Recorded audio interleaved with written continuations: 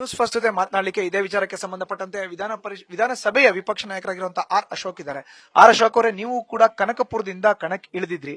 ಈ ಬಾರಿ paramilitary force ನ ಅಲ್ಲಿ ಡೆಪ್ಯೂಟ್ ಮಾಡಬೇಕು ಅನ್ನೋ ಒಂದು ಒತ್ತಡ, ಬೇಡಿಕೆ. ನಾನು ಸ್ಪರ್ಧೆ ಮಾಡಿದ್ದೆ. ನಾನು ಹೋದಾಗೂ ಕೂಡ ಅಲ್ಲಿ ಅವರದೇ ಕಾಂಗ್ರೆಸ್ ಅವರು ಯಾವ ರೀತಿ ನಡ್ಕೊಂಡ್ರು ಅನ್ನೋದು ಗೊತ್ತಿದೆ. ನಾವು ಹೋದಾಗ ರೋಡ್ಗಳಲ್ಲಿ ಕಾರುಗಳನ್ನ ಅಡ್ಡ ಹಾಕಿ ನಿಲ್ಸೋದು, ಮೂವ್ಮೆಂಟ್ ಟ್ರಾಫಿಕ್ ನ ಜಾಮ್ ಮಾಡುವಂಥದ್ದು, ರ್ಯಾಲಿಗೆ ತೊಂದರೆ ಕೊಡುವಂಥದ್ದು, ಪ್ರತಿ ಮತದಾರರಿಗೆ ಫೋನ್ ಮಾಡಿ ಧಮಕಿ ಹಾಕುವಂಥದ್ದು, ಇದೆಲ್ಲ ನಿರಂತರವಾಗಿ ನಡೀತಾ ಇದೆ. ಬೂತ್ ಕ್ಯಾಪ್ಚರಿಂಗು, ಮತದಾರರು ಬೂತ್ ಕೇಂದ್ರಕ್ಕೆ ಬರುವಂತದ್ದು ತಡೆಯುವಂಥದ್ದು, ಇವೆಲ್ಲ ಅಲ್ಲಿ ನಡೀತಾ ಇರೋದು. ಇದೇ ನಾನು ಹೇಳೋದಲ್ಲ, ಇಡೀ ಪ್ರಪಂಚಕ್ಕೆ ಗೊತ್ತಿರೋದು. ಕನಕಪುರ ಅಂತ ಹೇಳಿದ್ರೆ ರೌಡಿಸಮ್ಮು, ಗಲಾಟೆ, ಧಮಕಿ ಹಾಕೋದು, ಇವೆಲ್ಲ ನಿರಂತರವಾಗಿ ಎಲ್ಲರಿಗೂ ಗೊತ್ತಿರೋದು. ಇದು ಸತ್ಯ. ಆ ದೃಷ್ಟಿಯಿಂದ ಈ ಬಾರಿ ಹಾಗಾಗಬಾರ್ದು.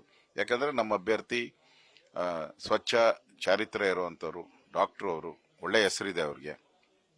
ಕಾಂಗ್ರೆಸ್ ಅವರು ಹೇಳ್ಬಿಟ್ಟಿದಾರಲ್ಲ, ಅಭ್ಯರ್ಥಿ ಬಗ್ಗೆ ಯಾರು ಮಾತಾಡಬಾರ್ದು ಅಂತ, ಅಷ್ಟು ಭಯ ಬಂದ್ಬಿಟ್ಟಿದೆ ಅವ್ರಿಗೆ. ಸೋಲೋದಂತೂ ಗ್ಯಾರಂಟಿ. ಕಾಂಗ್ರೆಸ್ ಅಲ್ಲಿ ಸೋಲೋದಂತೂ 100% ಗ್ಯಾರಂಟಿ.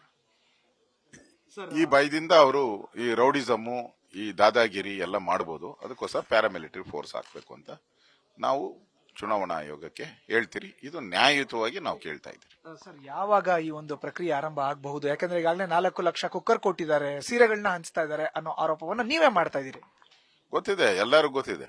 ಸೀರೆ ಹಂಚಿರೋದು ಎಲ್ಲ ಜಗಜ್ಜಾಹಿರಾತು, ಎಲ್ಲ ಮಾಧ್ಯಮದಲ್ಲಿ ಬಂದಿದೆ, ಅಲ್ಲಿ ಜನನು ಹೇಳ್ತಾ ಇದ್ದಾರೆ. ಸೊ ಇನ್ನಷ್ಟು ಬಿಟ್ರೆ ಇನ್ನಷ್ಟು ಹಂಚ್ತಾರೆ. ಅದರಿಂದ ಇವಾಗ ಕೊಟ್ಟಿರೋದು ಏನು ಕೊಟ್ಟಿದ್ದಾರೆ ಅದು ಕೂಡ ಅಕ್ರಮ. ಅದನ್ನು ಕೂಡ ಸೀಸ್ ಆಗಬೇಕು.